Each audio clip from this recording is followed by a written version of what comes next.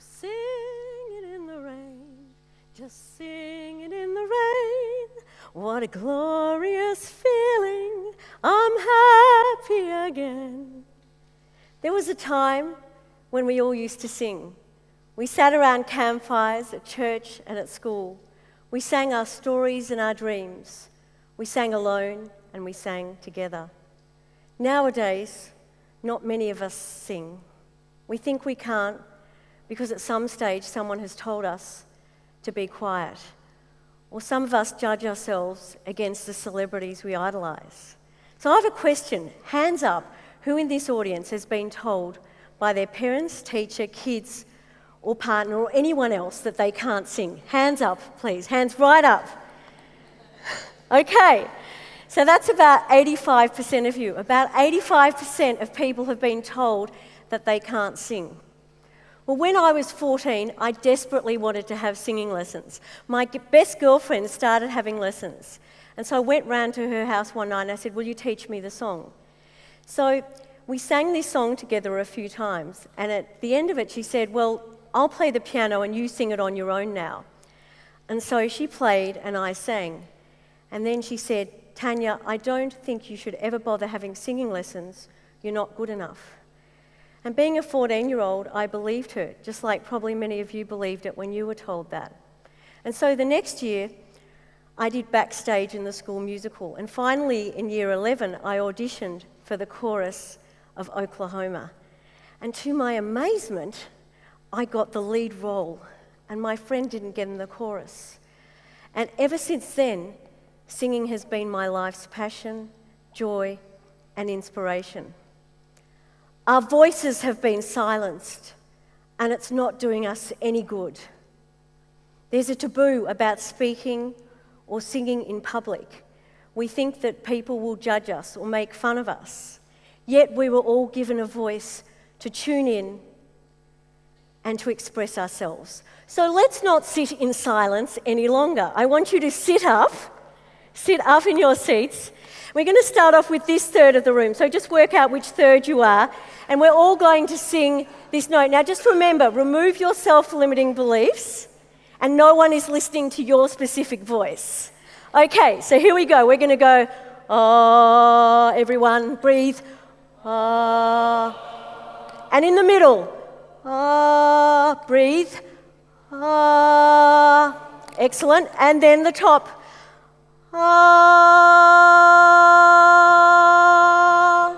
okay, we're going to do it together. So you start and then you keep going. Just keep breathing the same note. When I do this, that means crescendo, that means decrescendo. Breathing in, and here we go.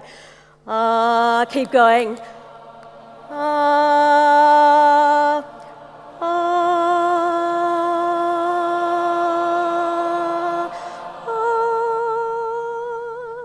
How do you feel?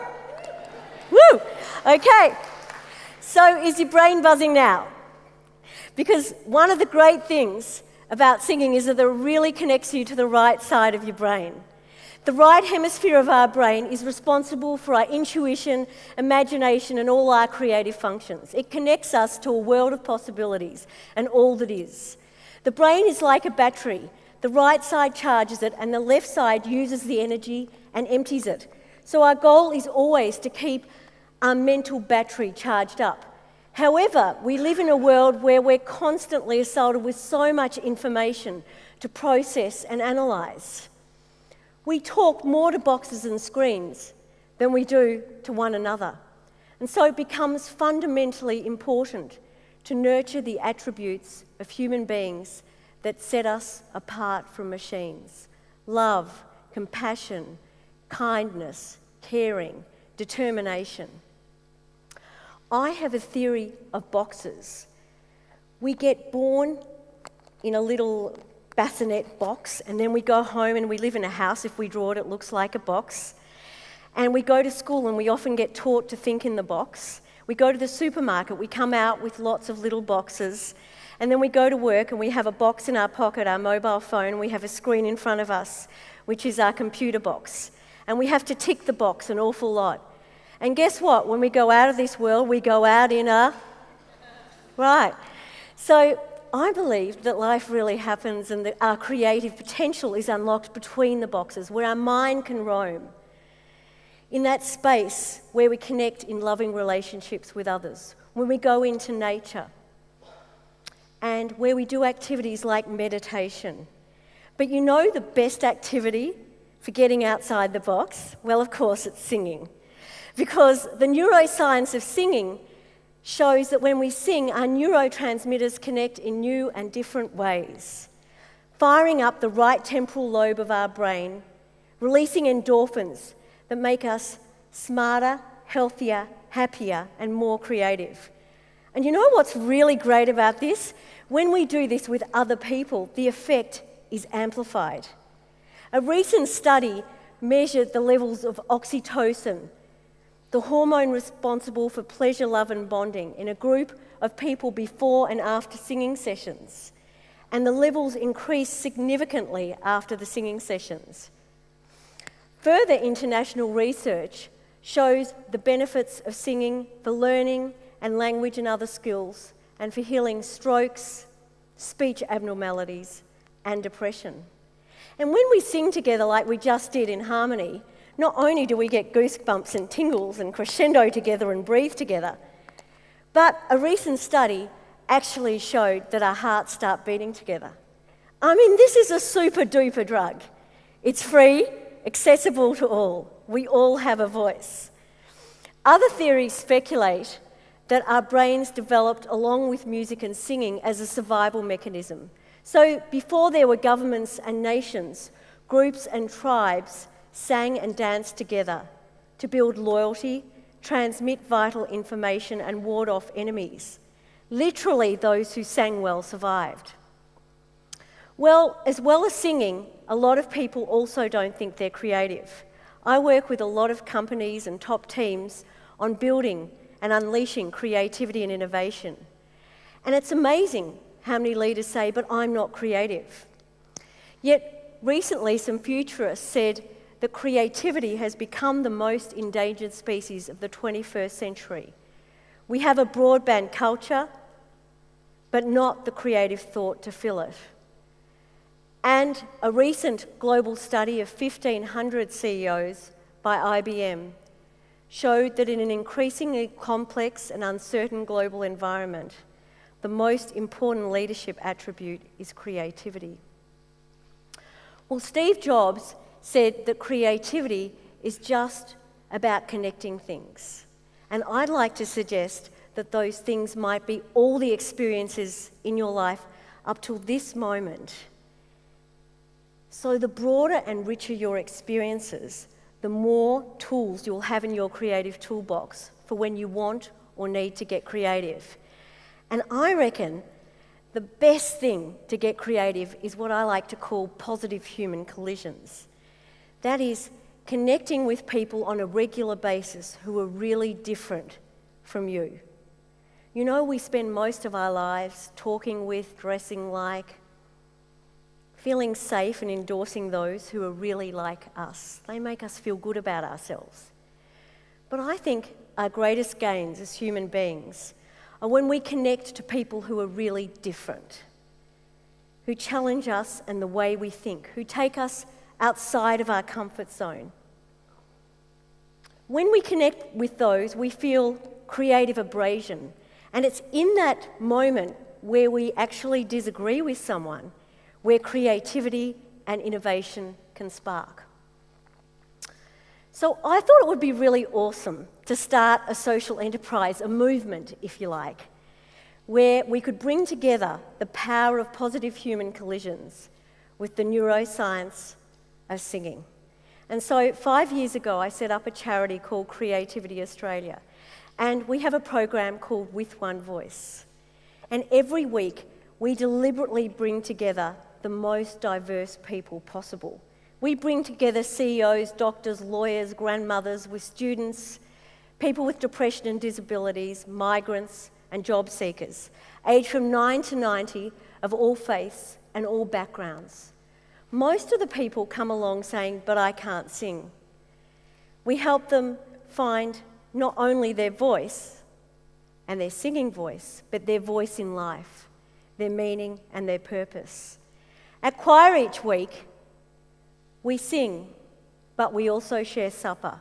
We share our hopes and dreams and challenges. We have a really innovative part of our program. It's called the wish list. And anyone in the choir can ask for a wish from anyone else. And so people ask for things like, I would love help with my resume. I'd like to find a job. I'd like someone to walk home with. I'd like to find a boyfriend or a girlfriend. I'd like free guitar lessons.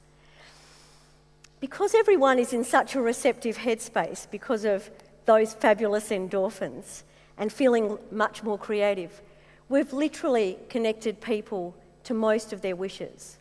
We've created hundreds of jobs, work experience, and mentoring opportunities. We've connected people to health services. And we've even had a marriage. And we've connected people to incredible hope, joy, and inspiration. One choir, Melbourne Sings, has now expanded to 15 choirs all around Victoria, in Sydney, and starting in Brisbane. And we have inquiries from all over Australia and other countries for our unique With One Voice model. Before I show you a short video, I'd like to tell you two short stories. This is Nathalie on the screen. Nathalie's from Cameroon. She came to Australia a few years ago and she joined the choir. Her sister was massacred and she now brings up her 2 children and her sister's child. And she'd been looking for a job as an accountant for 4 years when she joined the choir. On the second time she came to choir, she was crying. We said, "What's wrong?" And she said, "I've got a job interview." I said, "That's wonderful."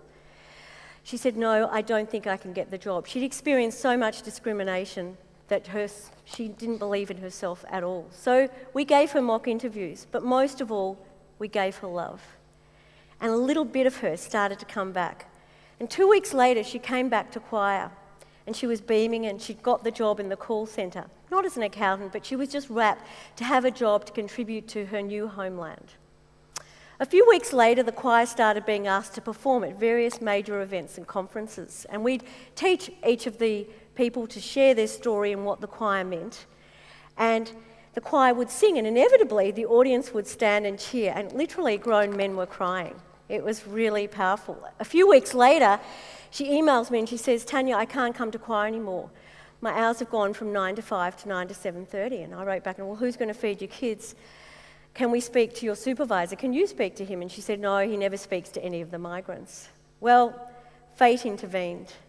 And I was asked to present a keynote speech at a major business conference. And the theme of the conference was diversity. And I said to the organiser, "Look, I've got this amazing diversity choir called Melbourne Sings. Do you think that they could perform at the start of the dinner?" And she said, "Okay." And she had a look online and she made a donation to the choir and they performed 3 songs, 3 stories. And at the end of each song, the audience spontaneously stood and cheered and they were all crying. At the end of the 3rd song, this woman comes running up to the stage and she says, "Can I have the mic?" Okay, she's got tears on her face. And she gets up and she says, "My name's Catherine and I'm Managing Director of ANZ Private Bank. And did I mention that Nathalie's job interview was for ANZ Bank? No, that's a pretty important fact." Anyway, so what happened was Catherine got up and she said, "You know, this model of social inclusion is so awesome. You know, are we really listening to the diverse voices in our communities and organisations?" And I got the mic back and I said, "Well, thank you so much, Catherine. It is all about building bridges of understanding, not walls and boxes between us. But listen, I've got a little favour to ask you. No pressure or anything, like there was hundreds of people in the room. Do you think that you might help Nathalie here from Cameroon with her hours at the ANZ Bank?" Well, she handed Nathalie her business card. The whole audience was cheering. And the next Tuesday, Nathalie turned back up to the Sofitel where we run Melbourne Sings. And we were rapt to see her and we said, "Nathalie, what's happening?" And she said, "I don't know what's going on, Tania, but every day my supervisor, he comes to my desk and he asks me, 'How am I and do I have any problems?'" And, Catherine then spent further time with her, helping her with her CV. Nathalie kept applying for every accounting role and she started to really believe in herself and she finally got an accounting role. Anyway, this is Beth. Beth has cerebral palsy. She joined our choir, also Melbourne Sings, about 5 years ago. Beth changed my life. You know, every week Beth comes to choir and it's the highlight of her week. And she said to her mum and carer after a few weeks, this is going to be my independent activity. She comes in the maxi taxi, we feed her, and she knows the words of every song off by heart. And every week I go along to choir hoping that Beth is there because I might be having a really grumpy Tuesday. But as soon as I see Beth, it's like, oh my God, pinch. Tania, your problems are absolutely nothing. Here is this person who, by all rights, is caught in a box, and her horizon is so big. And she's helped us all to step outside our box into a new space of gratitude and hope. So please, have a look at this video.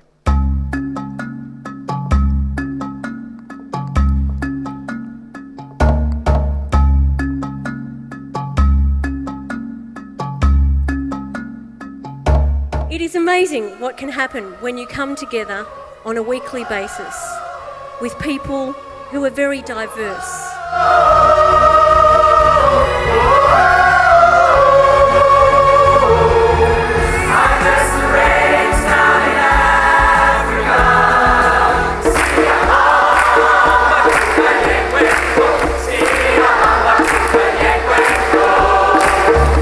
I joined this choir since I migrated from India. I felt I found a new family in Australia. This ANZ experience has took my singing to a different level. The choir's just been the most wonderful thing for my career. Advertised by a choir member, so I applied, and fortunately I got the job. You know, like we say, the angel was behind me. They were my angel. And I went through and I got the job with ANZ Bank. Meeting together weekly in these programs, each of these people experience new self-esteem, hope, friendship. Actually, we met in the choir last week, and this is our second time meet each other. And yeah, I feel very surprised and very thankful that I can meet such a good friend. Oh, I think this is the most important reason for me to keep coming. This is why I got friends, because I can't do anything for myself. Can't feed myself, I can't feel. So I think that's why I got friends.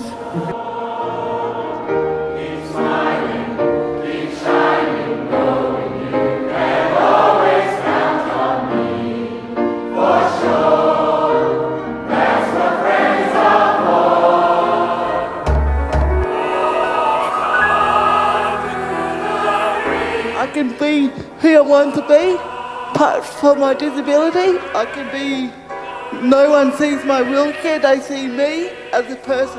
A highlight of our year in 2011, apart from, of course, this afternoon, was to perform at the opening ceremony of the new Royal Children's Hospital, which was opened by Her Majesty the Queen. This Melbourne Sings is a group, not only a group, just a family of singers. You want to smell the beautiful perfume? You want to be happy? Come with me.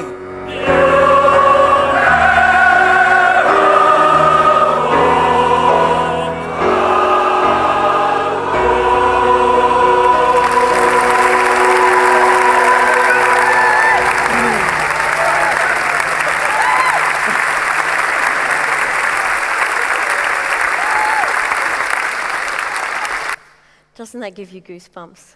You all want to join? You know, it's said that we go through our lives with much of our music unplayed. Imagine if we could just unlock a little more of the creative potential of our brain.